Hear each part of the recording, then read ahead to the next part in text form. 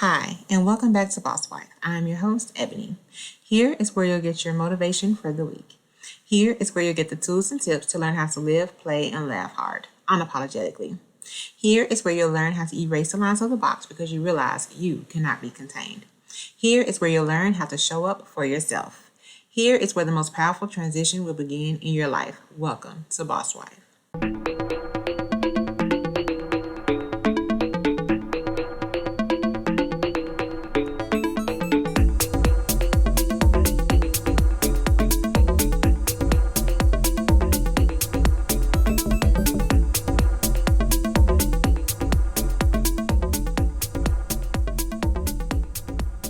Hey guys, and welcome back to BossWife.live. So today I was actually in my studio and I had a interview and we had some scheduling situations. So we're going to postpone that one until next time. But I didn't want this opportunity to go to a waste. I was already here. I was already, everything's already set up. So I was like, you know what? Let me just go ahead and talk to my people. So, and I decided to go ahead and just do a full-on interview with myself. And you guys know this is my first one. So if you listen to my podcast, my last podcast, I told you I was going to be definitely like raw, uncut, going to do some new things this year, for the rest of the year rather. And so this is my first time going live, which is me. So I hope you guys enjoy this video. But anyways, so tonight I definitely want to talk about some triggers in life. Like what are some things that cause triggers? Good triggers, not so good triggers, some things that we just don't really know how to deal with. And when they come up, like everything is abrupt and we just kind of just hit the gas button and we go. Or for some people, you hit the brakes and you stop and you slow down, kind of like I did. And so I want to talk about that tonight. So what I would like to start off with is, for one, it was funny that my podcast interviewee wasn't able to join me tonight because of some family issues. It was totally fine with me. I did rush, get off work, got home, set up, and I was like, oh crap, wait a minute. And I was going through my emails and I noticed that she had to reschedule. Cool, right? So it brought back a memory. It was kind of a trigger, not a bad trigger, just a random trigger. I was actually on the schedule to be on somebody else's podcast a few months ago. And I was in the middle of an interview and it kind of went over. So I was like emailing the lady and I was like, hey, I'm running late. I'm still in another podcast interview. Please be patient with me, constantly communicating, very good at communication. So I was constantly communicating with her and I hopped on as soon as I got done with that one. And so she literally like emailed me back and was like, hey, don't worry about it. I don't think this is going to be a good fit. And just kind of left it at that. And I was kind of like, whoa, like, seriously? Okay. And it was a little offensive, but then I was like, that's her loss, and it was definitely not my gain. So obviously, whatever it was that we needed to talk about, we really didn't need to talk about. So, it was neither here nor there. But today kind of triggered that for me. And so I was like, I definitely want to talk about that because for me, that could have went either way. Like, I'm the type of person where I don't give up on things, but I definitely kind of take back and I kind of, examine things and evaluate how things kind of make me feel and if I really want to go through this again. So my first point for tonight is definitely rejection.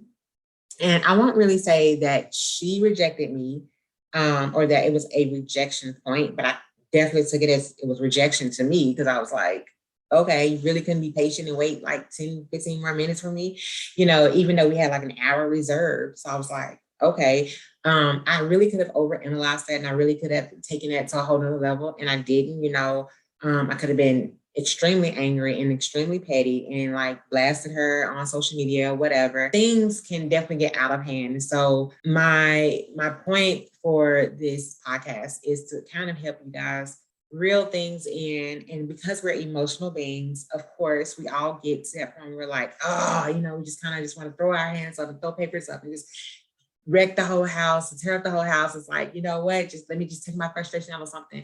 And it's not always that dramatic. Now, I will give you, there are definitely some points in life where I'm like, yeah, definitely about to break something. But that definitely wasn't one of them. And it wasn't a point in my life where I really need to overthink it because everybody's not for you. Every situation is not for you. Every relationship isn't for you. Every conversation isn't for you. Every podcast isn't for me. And that's totally fine. And I'm not for every podcast, definitely. And that's totally fine too. So I just don't, I just don't want us to be that species where we kind of just take things and run with it. Like, yeah, we all have triggers. For me, I don't like to be rejected, just to let you guys know. Definitely don't like to be rejected. But I also have to realize, are they really rejecting me, or are they rejecting themselves from an experience with me? I mean, let's think about it.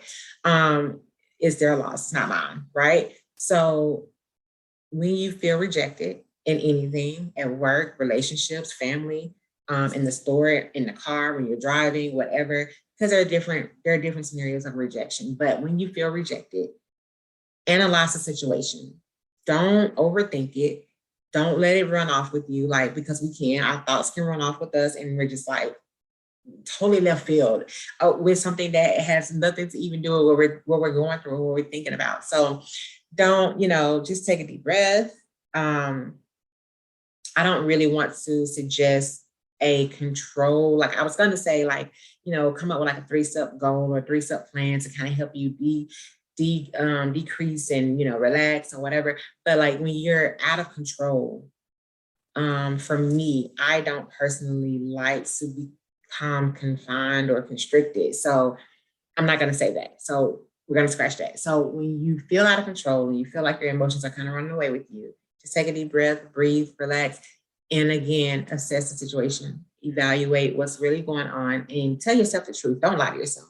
Like, don't just be like, oh, she didn't like me anyway. She didn't really want to talk to me. And, I kind of felt like she was uppity and this and another. Like, it really probably wasn't even that crucial. She probably was just in a time crunch, and she was just probably just one of those people who just, don't really like to go back and forth or whatever. I don't know. I can't really speak on it. That was just my example anyway. So it's not like a really big deal. But evaluate the situation. Like, be real with yourself, be honest with yourself, tell yourself the truth. Don't lie, don't exaggerate, don't, be all imaginative and just be like, just make up this whole new fantasy, because as women, we definitely can do that. But anyway, so that is my tip on that one. So my next one is betrayal. Is kind of the same thing. Loss of control, stress, they're all kind of in the same category as, to me, as rejection. So let's take loss of control. My husband, and this is like a weird situation. Like, right before Christmas, he wasn't working.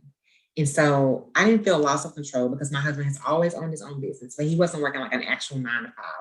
And it was really like in the back of my head, not in the forefront, because it was Christmas time and, we were kind of focused on the family, we were focused on the kids. And so I really didn't take in consideration everything that was going to come behind that, right? So after, Christmas, New Year's, whatever, we kind of started getting back into the hang of everything. And I was kind of like, wait a minute, like the income wasn't what I was used to. It wasn't bad. It wasn't the norm. And so when things are kind of out of our normal, we don't feel like we have control over things, right? We're trying to buy a house. I definitely don't feel like I'm in control of that situation. Let me just be honest with you on that. But that is, it's really hard. It's a lot of pressure. It's really time consuming, time that I don't have. And I definitely just don't feel control. In the midst of all of this, my car breaks down a few weeks ago while I'm driving to work. And it didn't even break down. It was so weird. Like my car just kind of stopped driving. It was still running, but I couldn't hit the gas. And I was getting off the expressway. And like at the expressway, there's a light because there is another expressway here and there's one here. So there's a light here because you're merging into like ongoing, just normal road to road traffic, right? So I'm getting off the expressway. The light turns green. I'm trying to turn, and it's like 8 o'clock in the morning, 7:30, 8 o'clock in the morning, during morning traffic rush when everybody's trying to get to work. And I'm driving and I'm turning and I'm like, okay, like go. Like my car just would not go. Definitely felt like I was out of, like loss of control of my whole situation at that moment.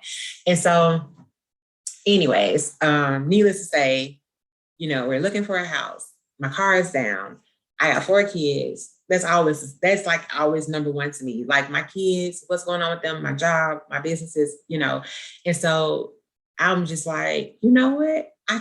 I just give up. I texted my best friend and I was like, I'm literally sitting on the side of the road right now. What am I gonna do? My car is running. It's not even I can't even say it's broke down, but it was like it just wouldn't drive. So, anyways, my husband's been working on getting it fixed. I think it's fixed. Not really sure. Some things I don't worry myself with. But so, anyways, feeling loss of control is a huge trigger for me. If I'm out of control at work, it doesn't really affect me because like when I lose control at work, I hit the gas. I'm that person. Like, okay, so I can't control that. Let me do this. Let me do this. Let me do this because I can come back to this and then we can figure out how to do this. Like I have to be able to see the big picture. I have to be able to see all the moving parts. And I got to be able to know, like, if this one moves, I can move this one over here and shift this and do that. At work, easy. I can do that, right? If I don't get back to a patient in time, if I don't get this medication done at this certain moment, I know I can come back to stuff. I know I got things going on, but I know I can come back to it and get it done before 5:00. Like that's just me. 5:30, whatever. I can get it done. When life hits me, it's not that simple for me. I feel like I can't get it done. I feel like I'm paralyzed. Like I feel like giving up. So in this past 6 weeks, 4 to 6 weeks that we haven't talked, yes, we were vacationing and, taking care of the kids and just spending time with them because they were out of school. But I also felt like giving up. And I called my best friend and I was like, listen, we had a girls trip coming up for church. And at that point, I didn't even want to go because we were supposed to drive my car.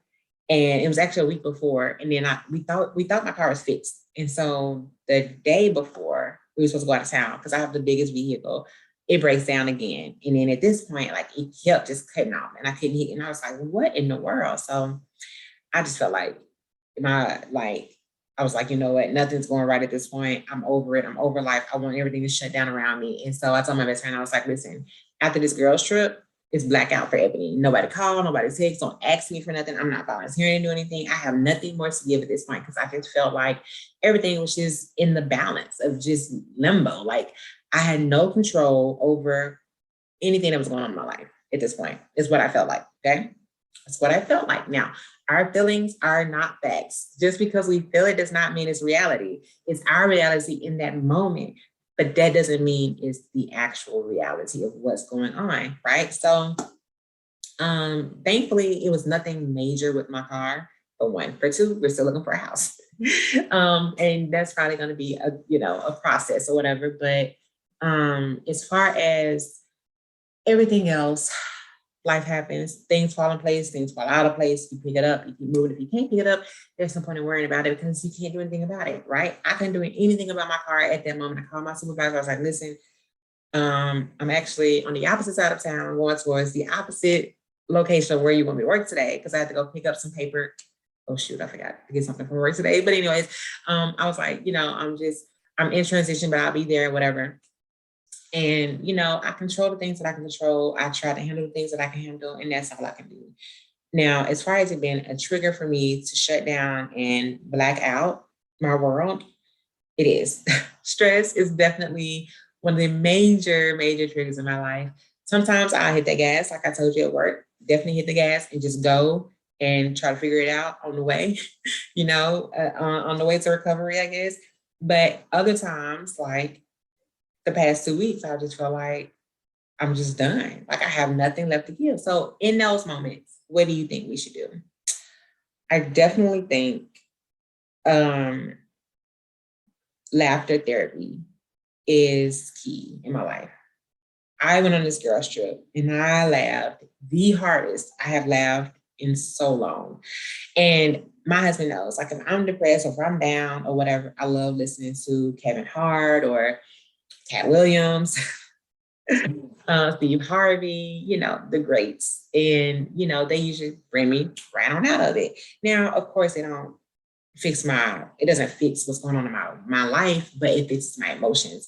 And as women, like I said earlier, we are very emotional beings. So when you lose control of your emotions, it's not good for anybody. It's not good for anybody around you. And so I definitely try to keep a check on those emotions. Now, as far as my relationship with my husband, checked that long time ago because I realized I can't tear down my house, right? So to any married women out there, that's first and foremost. When it comes to that relationship, make sure those emotions, you kind of got to definitely keep those in a box because you don't want to tear down your home. You don't want your kids to be unhappy. You don't want an unhappy home and an unstable home. You don't want strife in your home. You don't want people to come to your house. And because when you go to people's houses and they have tension in their homes, you can definitely feel that. So just to say, and I just, went on a tangent there, but just to say those emotions are always checked. Please believe me. Like we get into it, we argue like every other couple, but I know how to hone in on Ebony, okay? Because I need my man to know that I love him and he's first. So no. So as far as my world outside of me, the things that I cannot control, I have to find other ways to kind of hone those emotions back in. Because those emotions I keep locked down and I keep a tight grip on them because I don't really want people to really know that real angry person that I can be sometimes. And so I listen to things that make me laugh. I listen to music. I try to hang out with girlfriends and friends that are, sorry, I have a fly in here, that are really close to me that I can just really let my guard down and just be completely vulnerable with and completely honest with. And I don't have to lie to them and make up stuff and just be like, oh, this is this and this is this. No, I surround myself with positive things. I surround myself with things that are going to make me happy to help bring me about in those modes. Because at the end of the day, me worrying about something that I can't control only makes it worse. And we know that. Come on, women. We definitely know that. So when you are going through these stressful times and these times where you feel like you have no control, these times where you feel like everything's all hope is gone and you just don't know what to do, grab hold of something that can pull you up out of it. And yeah, I went through days where I didn't want to listen to music. I didn't put on anything. I just was in me, like, and sometimes that's what we need to. Like sometimes you need to just withdraw into you and kind of do your own mechanical fixing, like go through your emotions with a mechanical screwdriver or wrench or whatever, and tweak some things and figure out what the real issue is. Like I knew what my real issue was. I was just really down about things that were just going on around me. And I was extremely down because I couldn't fix it. And I have no control over it. Like, I'm not a controlling person, but I definitely need to know all the parts are going to move into place when they're supposed to. And that's okay. Who doesn't want to know that things are going to work out? Who doesn't want to know that I'm going to be okay? My kids are going to be okay. And that's another thing, like, that's been really wearing me. Like, if we buy a house, I got to make sure that it's in the school zone because I don't want my kids going to 3 or 4 different schools, So that was a whole nother issue. But anyways, just to share. But yes, I definitely feel like those triggers are something that can make or break you. And we don't want to be broken. We don't want to be in jail because let's face it, orange doesn't look good on everybody. Like I'm just now wearing red, can't do orange. I might can do like a burnt orange, but not like all orange jumpsuit. That's a no. So gel doesn't look cute on everybody, okay? Like I don't really know any woman that looks cute on, but just know you gotta rein in those emotions. We all have triggers. We all get frustrated. We all get depressed. We all get stressed out. We all feel betrayed or we all feel rejected. That's life. In the business that we're in, you're going to feel some kind of rejection. I literally suggested to my office manager a position for me. She said, oh, okay, yeah, let's see about doing this next. Go back and listen to the other podcast episodes to kind of figure out what that is. But she's like, yeah, definitely. We can talk about this. We can do this next. Cool. Came back, oh, we're going to do this instead of doing that. And I was like, okay. Like, that's definitely not the feel that I got from you when we were talking about it. But it was all cool because what God has for me is for me. So apparently the position that I wanted, I don't need, right? So it's cool. I did feel rejected because I felt like maybe they feel like I wasn't good enough for that position or I wouldn't do a good job in that position. Again, our mind kind of runs away from us and it kind of makes up its own reality and its own things that what really happened and what didn't happen. But I'm still there. Like I still get up and go to work every day. I'm not leaving for less money or equal money. So I'll be there until I get more money from another offer or whatever, or a better opportunity. But just to say, we all go through that. We all have a common ground in life, ladies. So when these triggers come up, figure out ways to relinquish that stress, figure out ways to make sure that you're okay and that everybody else around you is okay. I didn't talk as much. I didn't hang out or hang around my kids as much because I wasn't okay. And I didn't want them to see that I wasn't okay. So I definitely had to figure out ways to make myself okay. And then another thing is, in the midst of me hurting and trying to heal myself, God always finds people to put in my place, in my way, to help them come out of the same things that I'm coming out of. And I'm like, listen, God, I know what's right from wrong. And no, I don't always want to tell people what's right because I don't want to hear it because I know what's right, and it's like, so, I have friends or I have people that know me, that may ask me questions and like, hey, I'm going through this. What do you think? Or, hey, I'm dealing with this in life. Like, can you help me? Or, hey, this is what's going on in my world. And I just have no hope. And I'm like, yeah, that's not okay, And so in helping other people, I always help myself. And so this girls trip that we had definitely helped me.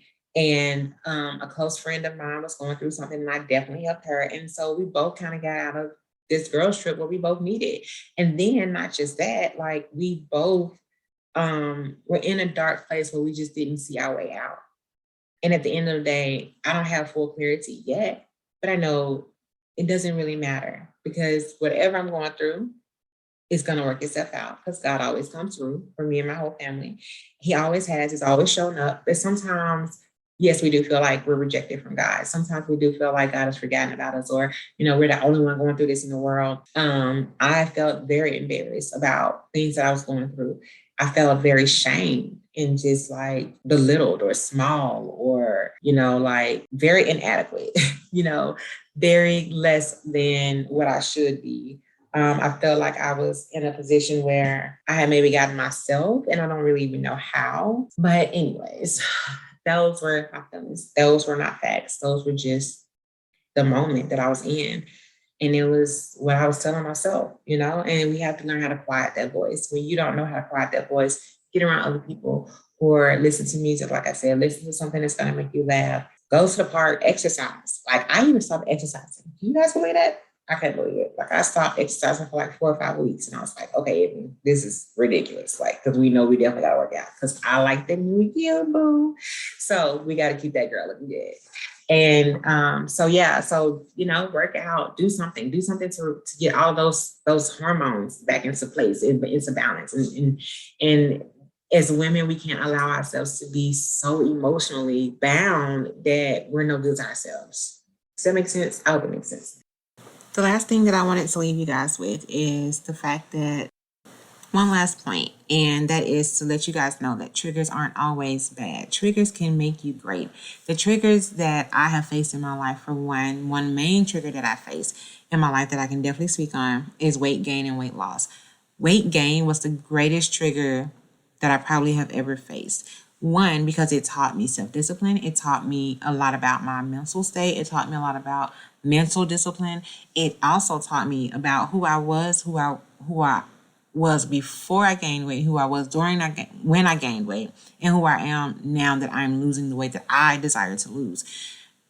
My trigger from weight gain was one of the greatest accomplishments because I learned so much about myself emotionally. So guys, all of these triggers that we feel like are just the worst part of us, make them the greatest part of you. Take that trigger and turn it into something amazing. Rejection can be turned into something so wonderful. It can be turned into acceptance of you. Because guess what? When somebody rejects you, it, like I said earlier, it makes you go through all of these emotional train wrecks and train tracks and car wrecks and just everything that's bad. You pull up everything that is bad about you. You don't think about all the great things. When people or a situation comes about and you feel rejected, use that feeling to figure out what the greatest part of you is or what the greatest part of that situation is or the greatest part that you're going to bring to that situation, flip it around and put it in something else. Put all of that determination into another project, into another self-building project, into another part of your confidence. Don't let it drag you down. Triggers in life are there to do what they're called. They're there to trigger something. Don't always let it be negative, okay? Yes, I know life comes at us hard. Life comes at us with no warning, blindsiding us completely. But guess what? When that moment happens, take a breath, take several, like we need to at times. But seriously, take a breath, pause. Don't react, okay? Don't always be the one to react. Be the catcher sometimes, okay? When that ball is getting thrown at you, that curve ball, catch the ball. Don't let it go into the outfield and then you're chasing behind it.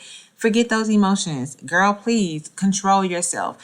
Those thoughts that we allow to crowd our minds, to crowd our judgment, to crowd our emotions, they come literally just to break you down. Stop allowing things to break you down mentally, physically, and emotionally. They're not worth it. They're not worth your time. So all of these great triggers that you look at negatively, look at them in a positive way. So again, guys, thank you so much for joining me on tonight. Thank you for allowing me to share this time with you, to share my thoughts, to share my feelings, to share my experiences with you guys. And I really hope you guys got something out of it tonight. If you feel like someone else needs this, to hear this, please share it with them. Please tag them in this podcast as well.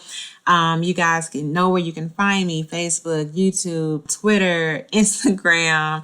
Everywhere you are, I am there on all of the podcast platforms. Definitely not going to try to name all of those, but definitely anywhere you are, I am there, guys. So look me up, share, like, subscribe, and leave a comment. Let me know what you want to hear, what you desire to hear, who you would like to hear on my podcast. If you have any suggestions, please let me know. Put them in a comment, okay? So again, thank you so much. I love you guys, and I'll see you next Tuesday.